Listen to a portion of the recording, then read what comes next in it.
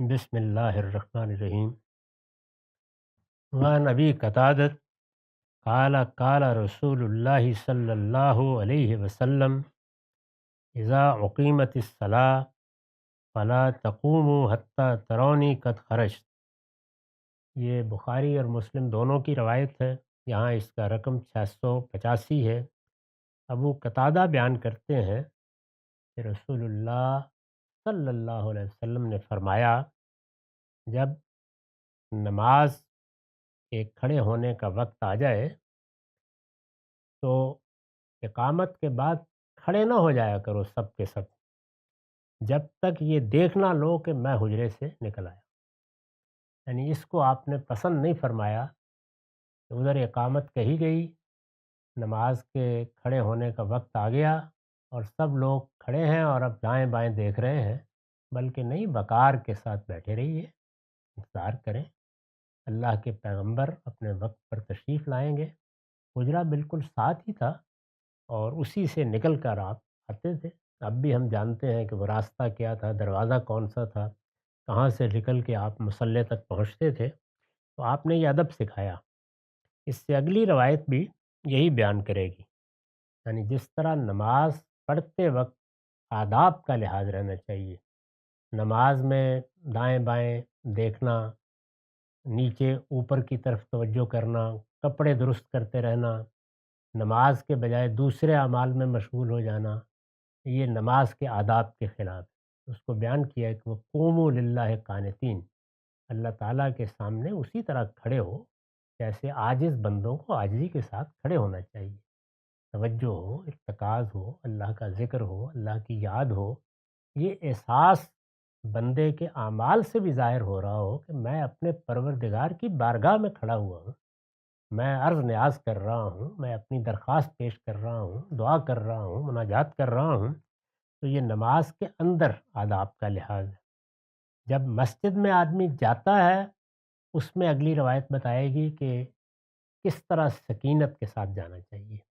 اس میں یہ بتایا گیا کہ آپ پہنچ تو گئے، نبی صلی اللہ علیہ وسلم کے زمانے میں تو ایسا نہیں تھا کہ گھڑیاں لگی ہوئی ہیں اور اس کے لحاظ سے لوگ آ رہے ہیں جا رہے ہیں۔ اب وہاں لوگوں کو جمع بھی ہونا ہے، اس میں اذان ہو گئی ہے تو لوگ آئیں گے، اقامت کہی جائے گی، رسول اللہ آ کر صلی اللہ علیہ وسلم امامت کرائیں گے، تو اس میں انتظار کا مرحلہ ہو، آپ کے آنے کا معاملہ ہو، تو بے نظمی، اختلال، عجلت، استعجال کی کیفیت جو پیدا ہو جاتی ہے، اس کی کوئی علامت ظاہر نہیں ہونی چاہیے۔ وقار کے ساتھ اپنی جگہ پر بیٹھے رہو۔ آپ نے فرمایا کہ کھڑے ہونا نماز کے لیے، یعنی اب آپ سب بستہ ہو گئے ہیں، وہ اس وقت ہونا چاہیے جب میں نکلوں باہر۔ اگر کوئی منٹ 2 منٹ تاخیر ہو رہی ہے تو اس میں کوئی اختلال اور کوئی انتشار اس جماعت میں نظر نہیں آنا چاہیے۔ جو نماز کے آداب ہیں وہ نماز کے لیے بھی رہنے چاہیے، وہ نماز کے عام امام کے لیے بھی رہنے چاہیے، اور یہاں تو اللہ کا پیغمبر ہے، ان کو آنا ہے اور آ کر نماز کی امامت کرنی ہے۔ تو ارشاد ہوا کہ جب تک تم دیکھ نہ لو کہ میں نکل آیا ہوں فلا تقوموا، اس وقت تک کھڑے نہ ہوا کرو۔ وعن ابی ہریرہ قال قال رسول اللہ صلی اللہ علیہ وسلم اذا اقیمت الصلاۃ فلا تعتوها تصون فاتوها تمشون فعلیکم السکینہ فما ادرکتم فصلوا وما فاتکم فاتموا۔ یہ بھی بخاری اور مسلم دونوں کی روایت ہے۔ یہاں اس کا رقم 686 ہے۔ ابو ہریرہ بیان کرتے ہیں کہ رسول اللہ صلی اللہ علیہ وسلم نے فرمایا کہ جب نماز کھڑی ہو جائے، یعنی نماز شروع ہو گئی، اب میں آپ ابھی نہیں پہنچ سکے، اندازہ ہو رہا ہے، آواز آ رہی ہے، مسجد کے باہر سے چلے آ رہے ہیں، تو بالعموم ہوتا ہے کہ لوگ بھاگنا شروع کر دیتے ہیں، یا دائیں بائیں سے ادھر جوتا پھینکا ادھر نکلے، پہنچ رہے ہیں۔ فرمایا کہ نہیں، اس طرح کی کوئی چیز نہیں ہونی، یعنی جب تمہیں اندازہ ہو جائے کہ نماز کھڑی ہو گئی ہے، جس طرح وقار کے ساتھ چلتے ہوئے آ رہے ہو اسی طرح چلتے رہو۔ فلا تاتوا تصون واتوا تمشون، یعنی یہ بھاگنا دوڑنا، فوراً کہیں نکل نہ جائے، یہ طریقہ نہیں ہے۔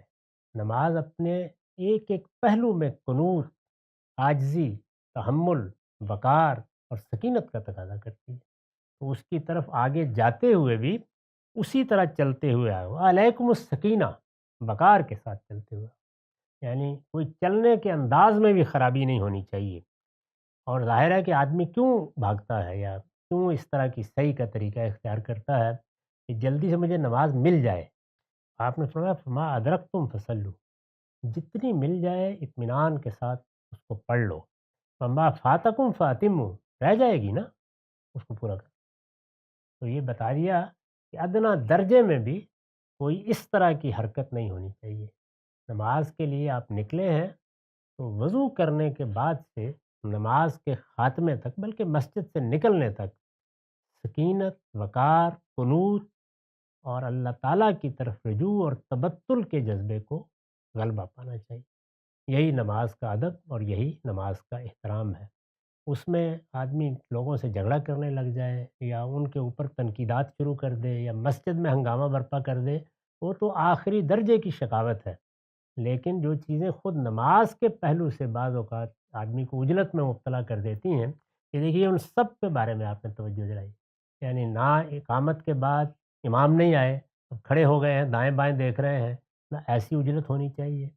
نہ نماز کے لیے آتے وقت اجلت کا اظہار ہونا چاہیے، نہ بھاگنا دوڑنا شروع کر دینا چاہیے۔ وقار اور سکینت کے ساتھ آؤ، جتنی مل گئی ہے۔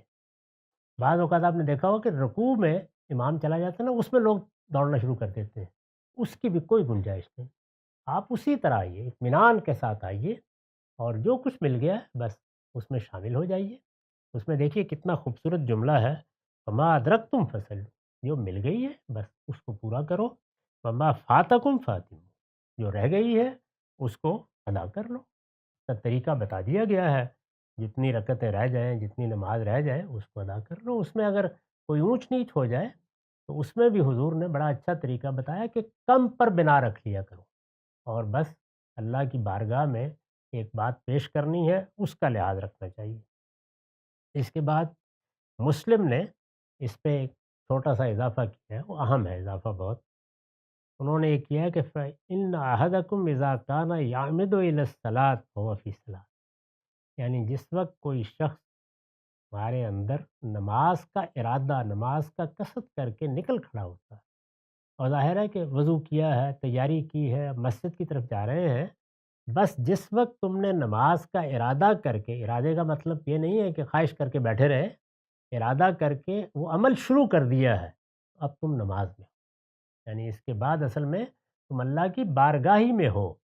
یہ اب نماز ہی کا سارا عمل ہے، جانا بھی نماز ہے، وہاں پہنچنا بھی نماز ہے، اس کو ادا کرنا بھی نماز ہے، اس سے نکل کے مسجد سے باہر آنا بھی نماز۔ جب تک یہ معاملہ ہے تم نماز ہی کے اندر ہو، اس لیے کوئی جلدی، کوئی عجلت، کوئی وقار کے خلاف حرکت کسی بندہ مومن سے نماز کے معاملے میں نہیں ہونی چاہیے۔ یہ خدا کی بارگاہ میں حاضری ہے، تو یہ خیال کرنا چاہیے کہ جس کی بارگاہ میں حاضری ہے وہ ایک ایک چیز کو دیکھ رہا ہے، اس لیے اس میں کوئی چیز بھی اس حاضری کے آداب کے خلاف کسی بندہ مومن سے سرزد نہیں ہوتی۔ تو آخر دعوان الحمدللہ۔